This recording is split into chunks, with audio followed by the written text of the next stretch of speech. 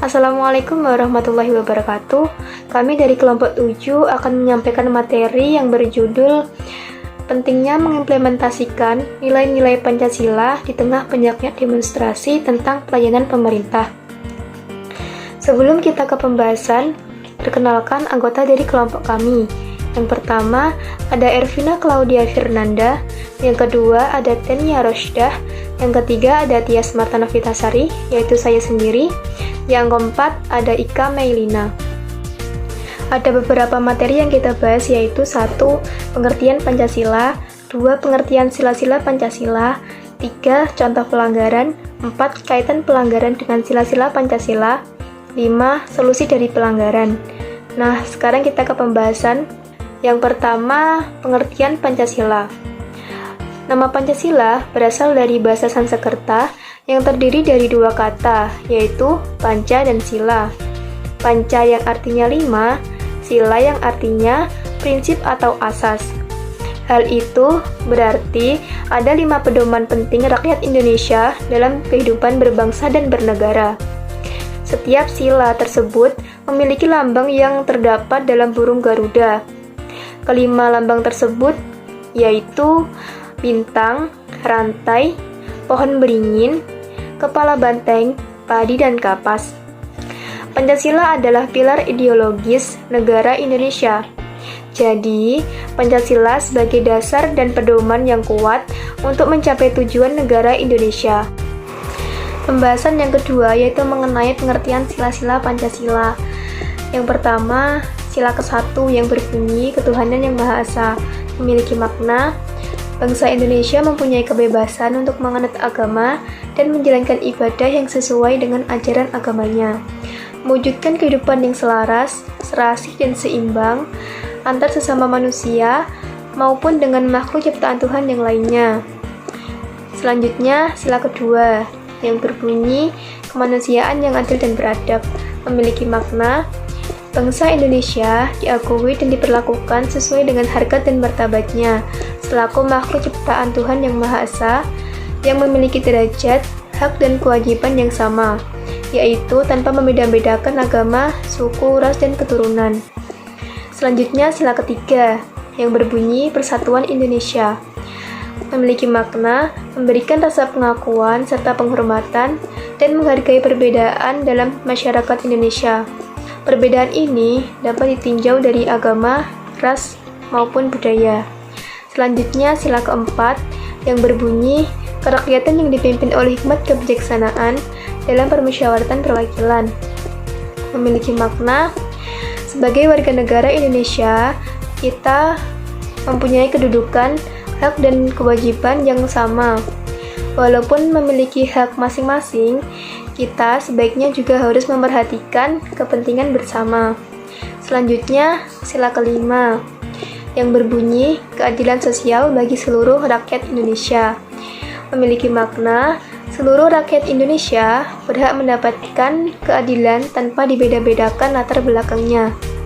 Selanjutnya, di sini saya akan memberikan contoh masalah banyaknya demonstrasi tentang pelayanan pemerintah, yaitu tuntutan Hari Buruh Internasional pada 1 Mei 2021. Aksi ini adalah aksi serentak Konfederasi Serikat Pekerja Indonesia di 24 provinsi dan diikuti oleh lebih dari 3.000 pabrik. Aksi ini juga dibantu oleh para mahasiswa Indonesia. Dalam aksi ini, para buruh menuntut dua hal, yaitu 1. Menolak atau membatalkan UU Cipta Kerja, dan yang kedua, meminta agar diberlakukan upah minimum sektoral atau UMSK 2021. Pertama, saya akan membahas tentang tuntutan pembatalan UU Cipta Kerja. Di sini, para buruh meminta agar Mahkamah Konstitusi untuk mendengarkan suara mereka. Karena bagi mereka, pengadaan UU Cipta Kerja ini menghilangkan 3 hal, yaitu 1. Kepastian kerja atau job security. Yang kedua adalah kepastian pendapatan atau income security. Dan yang ketiga adalah jaminan sosial atau social security. Yang pertama yaitu kepastian kerja. Tidak adanya kepastian kerja ini terbukti karena adanya outsourcing, yaitu buruh kontrak tidak memiliki batasan kontrak, sehingga para buruh bisa dikontrak berkali-kali, bahkan hingga puluhan kali. Untuk poin yang kedua, yaitu kepastian pendapatan atau income security, itu sudah termasuk ke dalam tuntutan kedua para buruh, yaitu meminta agar diberlakukan upah minimum sektoral atau UMSK. Hal ini bisa kita lihat pada tabel yang pertama, yaitu dalam UU Ketenagakerjaan, hilangnya kepastian pendapatan itu terlihat bahwa upah minimum terdiri atas UMP atau upah minimum provinsi, UMSK atau upah minimum sektoral, dan UMK yaitu upah minimum kabupaten atau kota yang didasarkan pada hasil KHL atau kebutuhan hidup layak dan atau inflasi pertumbuhan ekonomi. Sedangkan pada tabel kedua kita bisa lihat dalam UU Cipta Kerja, penentuan pendapatan berdasarkan frasa dapat, yang artinya UMK bisa ditetapkan atau tidak bisa ditetapkan. Sedangkan yang wajib ditetapkan adalah hanya UMP atau upah minimum provinsi. Oleh karena itu, para buruh menuntut agar UMK ditetapkan tanpa syarat dan UMSK tidak dihilangkan. Dan kenaikan upah minimum harus didasarkan pada inflasi pertumbuhan ekonomi, bukan berdasarkan frasa dapat. Untuk poin yang ketiga, yaitu jaminan sosial atau social security. Para buruh mengkhawatirkan apabila UU Cipta Kerja tetap diberlakukan, nantinya jaminan sosial atau social security ini akan hilang. Dibuktikan dengan keberadaan JKP atau jaminan sosial kehilangan pekerjaan, yang saat ini dinilai belum mampu memberikan proteksi kepada buruh yang kehilangan pekerjaan. Selain buruh kontrak dan outsourcing, tenaga kerja yang lain saat ini masih sulit dalam mengakses JKP, sehingga pada saat ini dana untuk JKP diambilkan dari dana JKK atau jaminan kecelakaan kerja dan JKM atau jaminan kematian. Yang dikhawatirkan apabila ini terjadi terus-menerus akan terjadi gagal bayar. Selanjutnya adalah kaitan pelanggaran dengan sila-sila Pancasila. Dari contoh pelanggaran yang sudah disebutkan memiliki berkaitan dengan kelima sila Pancasila.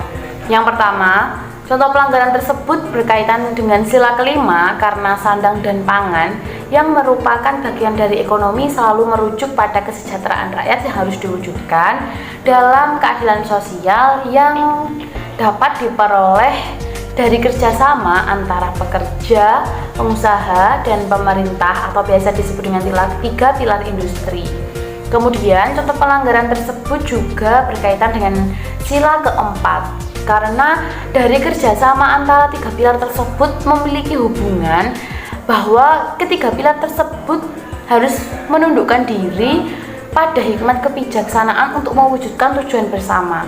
Selain itu, dalam sila ketiga dan sila kedua juga berkaitan dengan contoh pelanggaran tersebut karena apabila kesejahteraan dan keadilan rakyat dapat terpenuhi, maka tiga pilar dalam industri atau kerjasama antara pekerja, pengusaha, dan pemerintahan dapat melahirkan persatuan Indonesia yang dilandasi dengan kemanusiaan yang adil dan beradab.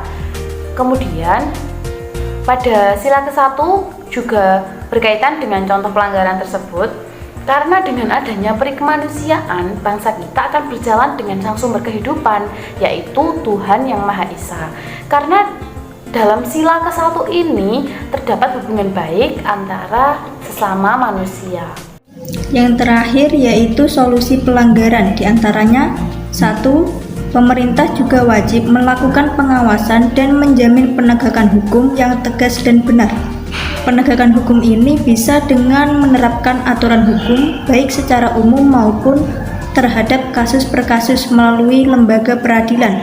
Yang kedua, jikapun ada oknum buruh, pengusaha maupun pejabat negara salah, segeralah diselesaikan kasusnya di pengadilan secara adil dan cepat. 3. Pemerintah juga harus mensosialisasikan bahwa banyak perusahaan sudah menyadari pentingnya menaikkan kesejahteraan buruh yaitu dengan memberikan gaji lebih tinggi dari upah minimum regional. Hal ini dilakukan oleh beberapa perusahaan karena dapat mendapatkan keuntungan yang bagus. 4. Membangun komunikasi serta hubungan industrial yang harmonis. Karena dengan adanya hubungan industrial yang harmonis, semua pihak yang terlibat akan mendapatkan keuntungan. 5.